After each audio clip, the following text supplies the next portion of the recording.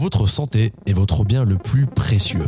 Si vous souhaitez prendre soin de vous et mieux vivre votre travail, bienvenue dans l'aventure Mon Job, Ma Santé.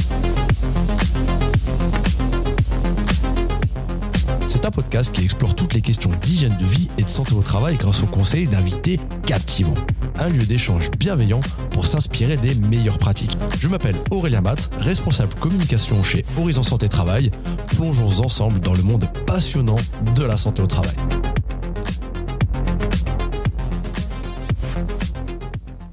Bonjour, je suis ravi de vous retrouver pour un nouvel épisode de Mon Job, Ma Santé. Aujourd'hui, nous accueillons Maxime Licari, consultant en prévention des risques professionnels chez 2SE Solutions. C'est un invité que j'apprécie particulièrement, tout d'abord humainement pour sa bonne humeur, mais aussi pour sa démarche ludique et accessible de la santé et de la sécurité au travail. Sa page LinkedIn est une source précieuse de conseils, tout comme son podcast Enjoy. Ça nous a donné envie de l'inviter pour découvrir son approche autour des messages de prévention en entreprise. Bonjour Maxime. Bonjour Aurélien, comment vas-tu ? Eh bien écoute, ça va, et toi ? Ça va super, merci beaucoup et quelle intro, quelle entrée en la matière. Merci beaucoup d'avoir accepté notre invitation. Alors on va commencer. C'est avec plaisir. Alors on va commencer par la première question que beaucoup d'employeurs se posent. Certains s'y engagent avec beaucoup d'efforts. Comment les entreprises peuvent-elles rendre les messages de prévention plus impactants auprès de leurs employés ?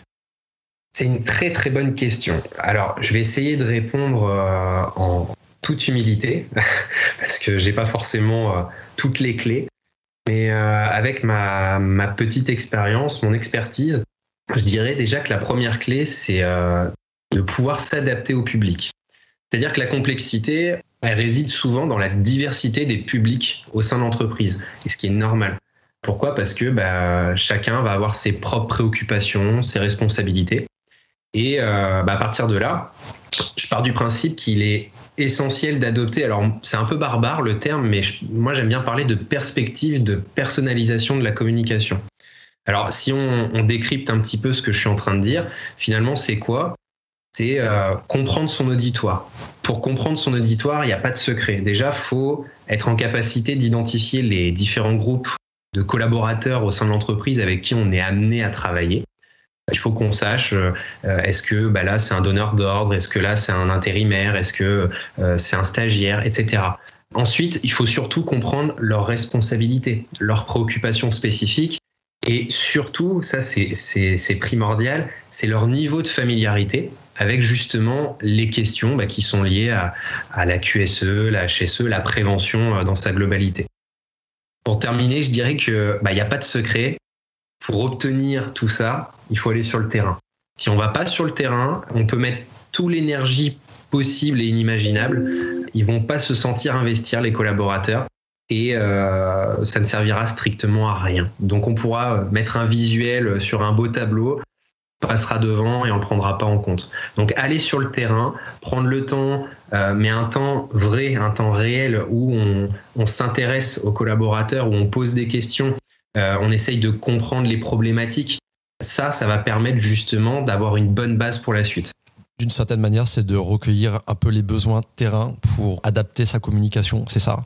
C'est exactement ça. Et puis au-delà de ça, alors c'est un terme qui est un peu galvaudé aujourd'hui parce qu'on l'utilise pour tout et rien. Mais moi j'aime bien parler de l'empathie. L'empathie c'est important. Et il faut réussir à se mettre un petit peu à la place des collaborateurs, essayer de comprendre un petit peu ce qu'ils vivent. Moi j'ai un postulat de base. Je pars du principe que quand je m'adresse à quelqu'un, du moins qu'on va parler de son métier, le sachant c'est lui. C'est pas moi. Moi, je vais avoir une expertise, je vais comprendre, je vais avoir des connaissances dans son domaine d'activité. Mais le professionnel, c'est lui, c'est pas moi. Donc, qui de mieux placé que cette personne pour m'expliquer finalement les problématiques qu'elle peut rencontrer, ce qui pourrait être amélioré. Et finalement, c'est en faisant cet échange que là, on va obtenir des informations qui permettront derrière de lancer une potentielle campagne de communication et de travailler sur les sujets. Et donc effectivement, c'est une démarche empathique qui permet de se mettre à la place de l'autre et d'essayer d'identifier quels sont les termes, quelles sont les approches qui lui parleront plus en fait. Exactement, c'est ça. Et puis c'est ce que je disais juste avant, il faut que ce soit un vrai moment d'échange. C'est-à-dire qu'il ne faut pas que ce soit une contrainte, que de se dire, bah tiens, je vais mettre mes EPI, je vais aller voir les gars dans l'atelier. Et encore, je parle de l'atelier, mais on généralise. Ça peut être dans les bureaux, l'administratif, parce que la prévention, ça touche tout le monde. Mais voilà, il faut prendre ce temps et se dire, ok, là, je vais sur le terrain, je vais à la rencontre des gens, je vais discuter, je vais dialoguer, échanger, et je vais récolter des informations. Mais il faut que ce soit réel. Il faut vraiment que la personne qui est en face, avec qui on parle, elle sente que là, on s'investit réellement et on essaye de comprendre et tout simplement de parler de son travail et de ce qu'elle vit tous les jours. Donc du coup, pour toi, il faut impliquer les salariés dans le processus de création des messages de prévention. Mais comment? Est-ce qu'il y a une méthodologie particulière? Là, tu parles d'aller sur le terrain, d'écouter les salariés, mais après, comment les impliquer dans la construction de ces messages? Je pense que oui. Pourquoi? Parce qu'en impliquant les employés dans le processus de création des messages de prévention, je dirais que ça peut finalement grandement contribuer à rendre ces messages plus pertinents et adaptés à leur quotidien. Et surtout, au final, à les mettre en exergue dans la foulée. Alors pourquoi c'est intéressant? On pourra en parler pendant très longtemps. Je vais essayer de faire court et simple. Mais les employés, c'est ce que je disais, ils ont une connaissance approfondie de leur environnement de travail quotidien. Donc, leur implication va permettre d'incorporer des exemples concrets, des scénarios spécifiques qui vont rendre les messages de prévention beaucoup plus tangibles et pertinents, d'une part. Ensuite, ils vont être plus susceptibles de s'identifier aux situations présentées. Parce que les messages, ils deviennent beaucoup plus pertinents, les employés sont plus enclins à les prendre au sérieux, ils vont voir directement leur propre réalité reflétée. Également, je dirais qu'en participant à la création des messages, ils vont se sentir beaucoup plus responsables de leur propre sécurité. Et ça va contribuer à créer une culture de sécurité qui va être plus forte et plus saine dans l'entreprise. Le fait d'avoir cette acceptation et cette adhésion, les employés ils seront beaucoup plus enclins à accepter, adhérer aux messages de prévention s'ils se sentent impliqués dans l'élaboration. Du coup, ils vont se sentir beaucoup plus respectés, considérés, et ça favorise un climat de confiance. Et c'est beaucoup plus facile dans la foulée de pouvoir passer des messages et ensuite de les faire appliquer. Que les messages leur parlent, est-ce que le témoignage d'un de leurs confrères, ça peut aussi être utile, un retour d'expérience d'un confrère qui vient de témoigner peut-être d'une situation qu'il a pu vivre, une situation dangereuse, un accident, une situation de prévention? C'est même la base, j'ai envie de dire, qui de mieux que des personnes déjà qui se connaissent entre elles et qui peut faire un REX. Alors quand je parle de REX, c'est un retour d'expérience. Pourquoi? Parce qu'il y a une certaine proximité, ils se connaissent entre eux. Des fois, ils se connaissent sans se connaître finalement parce que ils apprennent des choses, parce qu'il y a des gens qui ne vont pas rester pendant 5 ans, 10 ans dans la même société. Ils ont déjà de l'expérience, ils ont du vécu.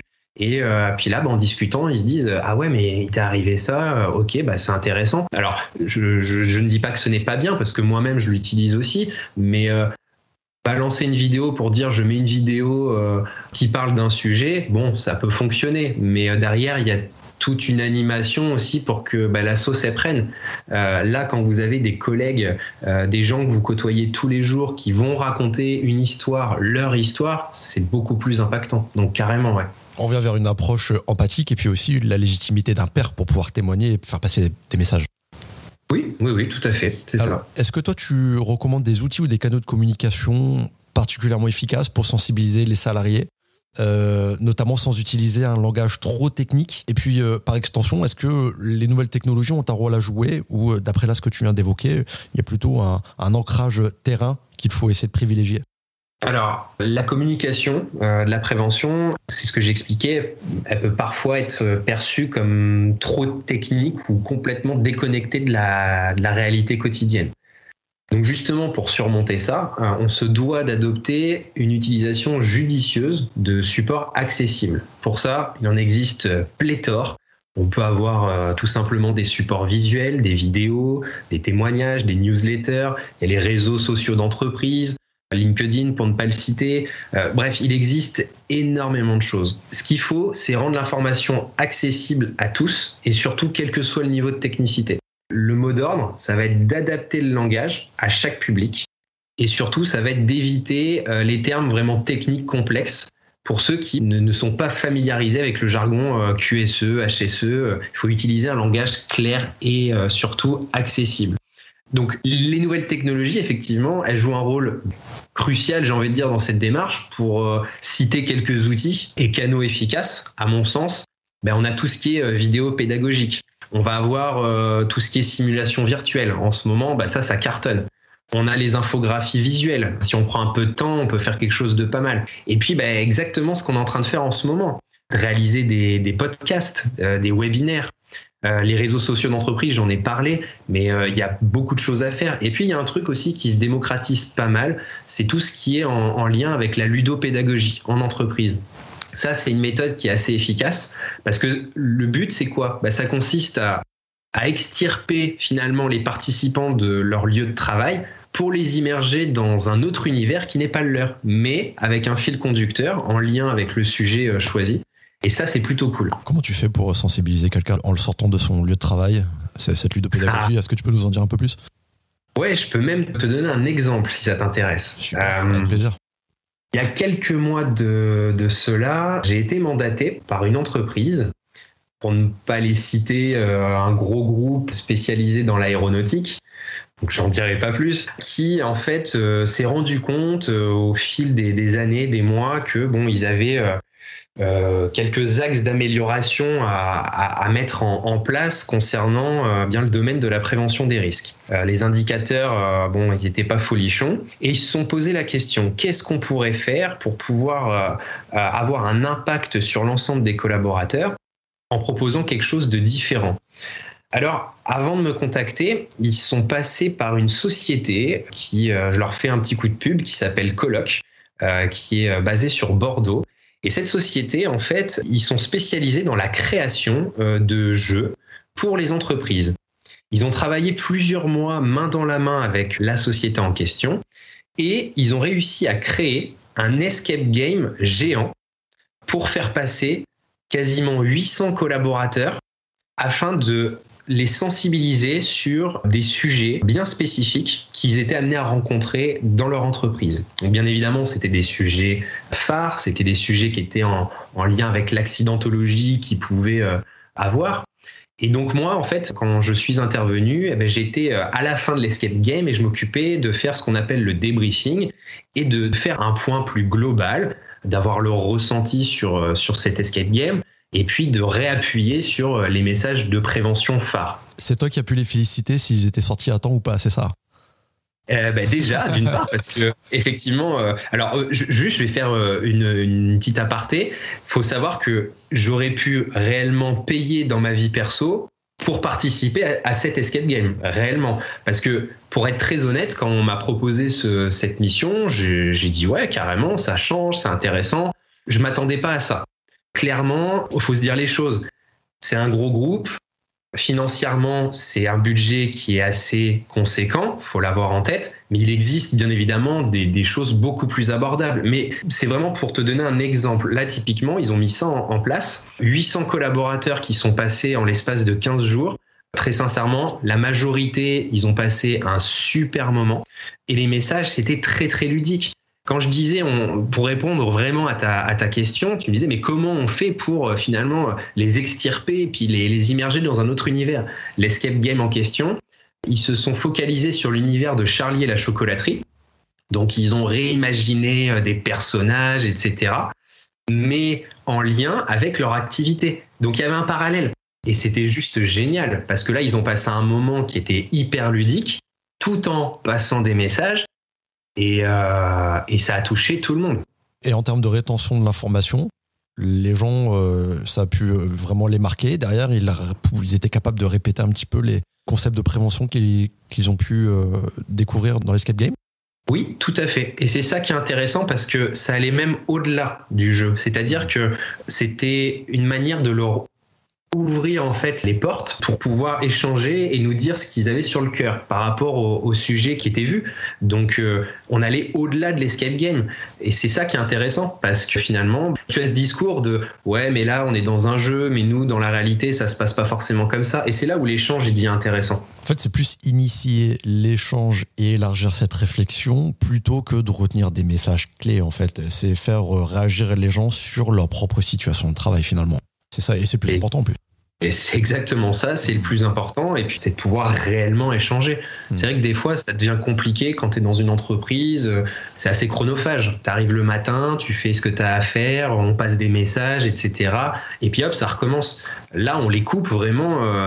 Et il y a une certaine facilité de pouvoir échanger, de pouvoir vraiment prendre le temps de dire les choses, ce qu'on pense. Et c'est ça qui fait avancer le schmilblick, finalement. D'où l'intérêt aussi de varier les formats, de répéter toujours les mêmes formats. Les personnes finissent par s'y habituer. Il faut essayer d'être innovant, il faut essayer de changer, d'étonner, d'interpeller. Ah, mais c'est même primordial. Ça, c'est la base, hein, Aurélien. On ne peut pas se permettre, dans un métier qui est la prévention des risques en entreprise, de prendre toujours le même format, à la même heure, le même jour, de tenir un discours. Moi, je me bats pour ça, hein. J'ai cette volonté de vraiment rendre la prévention des risques accessible, de le simplifier, tout en amenant une valeur ajoutée. Mais il faut que ce soit fait dans un environnement où t'es détendu, t'es cool, c'est un bon moment. Moi, je parle de prévention avec des collaborateurs en entreprise, de la même manière dont je vais parler de prévention à des amis à moi quand je vais boire un verre, qu'ils me demandent un petit peu comment ça se passe dans mon métier. Je fais pas de différence. Parce que si on commence à rentrer dans ce côté hyper cadré, carré, on va les perdre. On va les perdre. Qui ça va intéresser ? Moi, ça m'est arrivé combien de fois d'arriver dans des soirées où je connaissais personne, où j'étais invité, et puis forcément, tu fais connaissance. Tu fais quoi dans la vie ? Moi, je suis préventeur, je travaille dans le domaine de la santé, de la sécurité. Ah ouais, putain, c'est chiant. Pourquoi c'est chiant ? Ça a l'air hyper carré, ton truc. Donc, c'est pas sexy, c'est pas vendeur. Le but du jeu... Ça a l'air formel et c'est à nous de rendre l'approche attractive. Et complètement. Donc, il faut vendre la chose. On va parler de ce sujet aujourd'hui. Voilà, je vais faire en sorte que tu passes un bon moment. Et puis, en plus de passer un bon moment, quand tu vas sortir, l'objectif, tu n'auras peut-être pas tout retenu, mais au moins, tu auras, je l'espère, pris en compte l'essentiel. Mais ça s'arrête pas là, hein, c'est très important parce que c'est ça aussi la problématique, c'est que un message, c'est bien de le passer, mais il y a du travail derrière. C'est-à-dire que il faut continuer, il faut aller le chercher, il faut aller voir les gars sur le terrain, il faut continuer à passer ces messages. C'est pas le tout de le dire une fois, c'est comme un enfant finalement. On va lui répéter plusieurs fois de ne pas faire ça, pourtant il va recommencer. Ça prend du temps. Et là, c'est la même chose. On entend souvent que les salariés ont des niveaux d'études différents, voire même une maîtrise du français variable au sein de secteurs d'activité. Est-ce qu'il y a une stratégie particulière face à des publics aussi variés ? Alors déjà, heureusement qu'il existe différents profils, parce que sinon on serait tous des robots logés à la même enseigne. Et puis clairement, alors excuse-moi de l'expression, mais on se ferait chier, hein, clairement. Donc, on va être obligé de mettre des bips dans ce podcast. Ouais, pas de problème. Mais effectivement, quand on se retrouve face à un public qui ne comprend pas bien la langue, ça peut vite devenir compliqué, surtout lorsqu'on souhaite passer un message en lien avec la sécurité, évidemment. Donc malheureusement, Aurélien, j'ai pas de stratégie particulière, si ce n'est que je vais revenir sur mes propos que j'ai tenus au début de cet épisode. L'objectif, c'est quoi ? Ça va être d'utiliser un langage simple et accessible. Ça va être d'éviter les termes techniques qui vont être complexes et de privilégier des expressions claires. Également, ça va être d'intégrer des supports visuels comme des images, des vidéos, des infographies et des schémas pour renforcer la compréhension. Parce qu'il faut comprendre que les éléments visuels, ça peut être universel. Et ça va aider à transmettre des messages, même en l'absence de compétences linguistiques avancées, j'ai envie de dire. C'est aussi la variété des profils qui fait la richesse du métier. C'est vrai que quand tu maîtrises bien ton sujet, c'est extrêmement stimulant de se mettre à la place de ton public et de t'interroger sur quel message pourrait passer, ou en tout cas quelle est la forme de ce message qui pourrait passer et qu'est-ce qui pourrait ne pas marcher. C'est extrêmement stimulant de se dire ok, ça je pense que ça va le faire, ça c'est sûr que non, et ça c'est vraiment gratifiant. Je vois ton sourire et je pense que ça te parle aussi. Ah mais carrément. C'est vrai que c'est challengeant surtout parce que encore une fois on parle de prévention des risques. Alors c'est la phrase un petit peu bateau hein, mais qui revient souvent.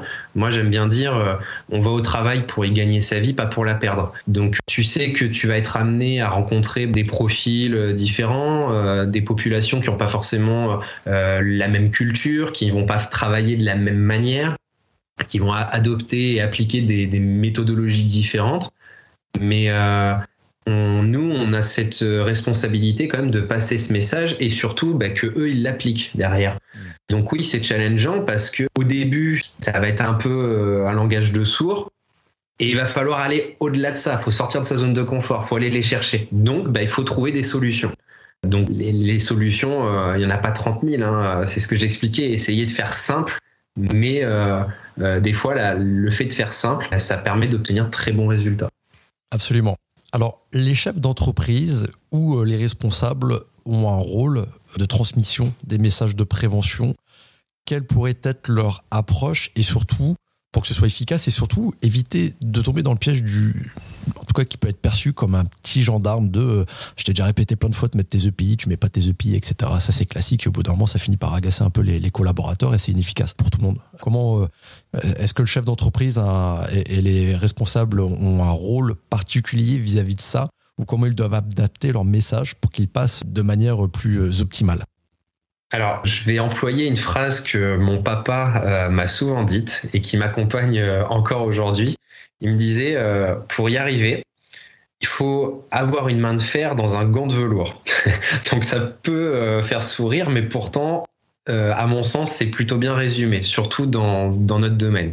Clairement, aujourd'hui, les temps, ils ont changé. Adopter un management encore dit répressif, où on va faire la leçon, où on va mettre des pseudo-coups de pression pour obtenir des résultats qui très clairement, ça fonctionnera pas. Et c'est clairement une méthodologie d'une autre époque. Et ça, faut bannir, faut complètement oublier. Maintenant, le message est passé. Voilà. Maintenant, non, mais c'est important quand même de le dire. Maintenant, pour répondre plus précisément à ta question, encore une fois, je pense qu'il n'y a pas trop de secrets. Si ce n'est que je pense que la base, c'est le leadership. Il doit être exemplaire. Les chefs d'entreprise, les responsables, ils se doivent d'être des modèles en matière de sécurité. C'est-à-dire qu'il doit y avoir un engagement. Je le dirai jamais assez. Dans une entreprise, la direction, elle a un rôle crucial. S'il n'y a pas d'engagement de la direction, vous pouvez mettre le meilleur préventeur, la meilleure préventrice, responsable HSE, qui vous voulez. Si cette personne travaille seule et qu'elle n'est pas soutenue, et qu'il n'y a pas de leadership derrière, ça ne sert strictement à rien. En adoptant activement les pratiques de prévention, ils vont démontrer l'importance de ces mesures et ils vont inspirer les employés à faire de même. On ne peut pas demander à quelqu'un de faire quelque chose si derrière, soi-même, on ne le fait pas. C'est tout bête, mais ça commence par là. C'est le principe d'exemplarité que j'apprécie également beaucoup. Et oui. Et puis, c'est un renforcement positif. J'ajouterais ça parce que plutôt que d'adopter ce que j'expliquais, une approche autoritaire, mettre l'accent sur le renforcement positif, c'est-à-dire féliciter, être reconnaissant publiquement sur les comportements sécuritaires, ça encourage les employés à adopter les bonnes pratiques, justement. Alors justement, encourager à adopter les bonnes pratiques, il y a malgré tout un peu de résistance de la part de certains collaborateurs. On ne peut pas convaincre 100% des personnes tout de suite. Est-ce que cette résistance, elle est surmontable? Et si oui, comment? Alors effectivement, cette résistance, elle est normale, j'ai envie de dire. Pourquoi? Parce que déjà, il faut comprendre les raisons de ce comportement. Et il faut adopter des approches pour justement susciter leur engagement.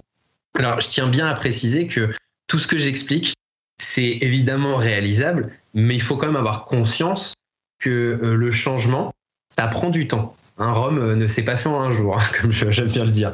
Donc, dans un premier temps, c'est de comprendre les raisons. Ça peut être le manque de conscience. Ça peut être une compréhension inadéquate. On peut considérer que les nouvelles procédures, elles sont contraignantes ou perturbantes par rapport à la routine habituelle. Le manque de motivation, le manque de culture sécurité, tout simplement. Donc, oui, il y a des stratégies pour susciter l'engagement. Ça va être de renforcer la sensibilisation au risque en organisant des sessions de formation régulières, en partageant des exemples concrets, en mettant en évidence des conséquences potentielles, de communiquer de manière transparente, ça c'est important, sur les raisons derrière les mesures de prévention, parce que c'est bien d'expliquer le pourquoi du comment. Il faut expliquer les bénéfices pour la sécurité personnelle et collective. Et puis, de travailler à intégrer la sécurité dans la culture organisationnelle. C'est de faire en sorte que ça devienne une valeur fondamentale de l'entreprise. Donc, cette résistance, elle est logique. Le changement, ça peut faire peur et ça prend du temps. Mais si on a les bons leviers et puis qu'on prend le temps de bien faire les choses, on arrivera à obtenir des résultats. J'en suis convaincu. Tu as employé la notion de culture, de prévention au sein d'une entreprise. Tu as cité tout à l'heure l'exemple de la ludopédagogie. Est-ce que toi, tu as d'autres exemples de campagnes de prévention qui ont réussi à engager les salariés et cette culture d'entreprise en profondeur? Alors, j'en ai une qui me vient en tête, qui est quand même assez récente. Alors aujourd'hui, je suis consultant, donc je suis amené à intervenir sur diverses missions. Et dernièrement, j'ai dû réaliser ce qu'on appelle de la supervision HSE pour un groupe pharmaceutique. Donc pour faire très simple, ce groupe a pour objectif d'augmenter leur capacité de production, et donc le but c'était de réaliser une extension de bâtiment pour pouvoir intégrer de nouvelles machines. Pour ce faire, ce nouveau bâtiment, il y a eu un chantier clos et qui fait que on a été amené à travailler avec de nombreuses entreprises, donc beaucoup de coactivités, beaucoup d'intervenants. Et moi, je suis arrivé en cours de chantier. Donc, il y a des choses en termes de prévention qui étaient déjà en place, mais c'était quand même minime au départ. En tant que bon préventeur, du moins j'essaye, première chose, je vais sur le terrain. Donc, je vais à la rencontre des collaborateurs, je vois les différentes entreprises, je discute avec eux et bien évidemment, je participe aux réunions de chantier. Je me rends compte qu'il n'y a pas forcément de temps prévu pour passer des messages en matière de sécurité.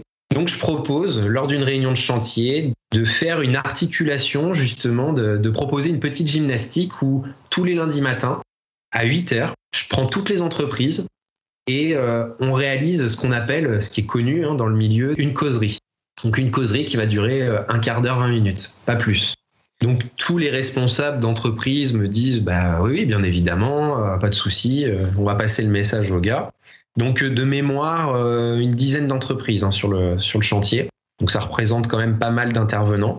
Le premier lundi où je fais cette causerie, je me retrouve avec 2 entreprises. Et j'avais pas tous les intervenants. Donc, je fais ma causerie. Ça se passe plus ou moins bien, ils participent, mais je sens qu'il manque quelque chose. Donc derrière, je me dis, ok, j'ai pas pris le truc dans le bon sens, donc il va falloir que je trouve une autre méthodologie, pour capter vraiment leur attention, et puis surtout aller chercher les copains qui, eux, ne sont pas venus. Donc, encore une fois, ça a pris quelques semaines, ça s'est pas fait du jour au lendemain. 1 mois après environ, sur 2 entreprises que j'avais au départ, j'avais quasiment 90% des boîtes qui étaient présentes.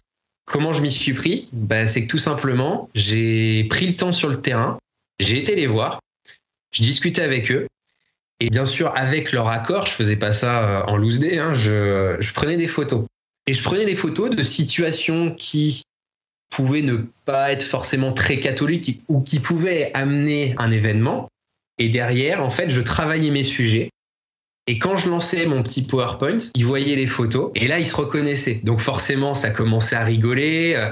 Rappelle, j'expliquais en début d'épisode cette proximité, ce côté on se connaît. Donc ça commençait à rigoler. Et il y a eu des moments, même moi, je ne parlais plus. Entre eux, il y a eu un dialogue qui s'est instauré et ils arrivaient à échanger et ils parlaient de prévention. Ils parlaient de sécurité. Ouais, mais tu vois, tu aurais dû te positionner comme ça et là, et ton dos. Et ça, c'est génial. C'est un super exemple, effectivement, que les personnes puissent se confronter à des photos comme ça, c'est souvent très parlant et ça fait réagir et ça permet de faire participer les collaborateurs. Avec un esprit de bienveillance, évidemment. Parce que les collaborateurs ont été bienveillants entre eux et ils ont joué le jeu aussi. Toujours, et c'est le but. Et la bienveillance, c'est ce qui est recherché et c'est ce qu'il faut. Tu parlais de gendarme tout à l'heure. Je pense qu'on a un métier, la prévention. On doit faire de la prévention, on ne doit pas faire de la répression. De toute façon, c'est pas notre rôle de faire de la répression, c'est pas à nous de le faire. Nous, on est là pour accompagner, pour conseiller, pour travailler sur des axes d'amélioration. C'est un collectif, on doit réussir à travailler main dans la main.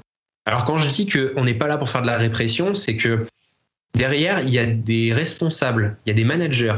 Ça, c'est leur rôle. C'est pas à nous, en tant que préventeurs, de faire cette répression, de dire, si tu fais pas ça, il va t'arriver ça. Non, c'est pas comme ça que ça fonctionne. Là, on va passer pour un gendarme. Donc, le dialogue, les mots, ils ont une importance. Donc, chacun a sa place, chacun fait son travail, mais il faut que ce soit quelque chose de collaboratif.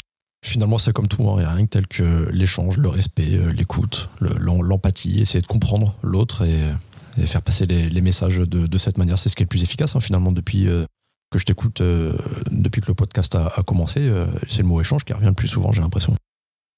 Ouais, mais c'est un très bon mot et je pense que ça colle bien à la prévention, échange.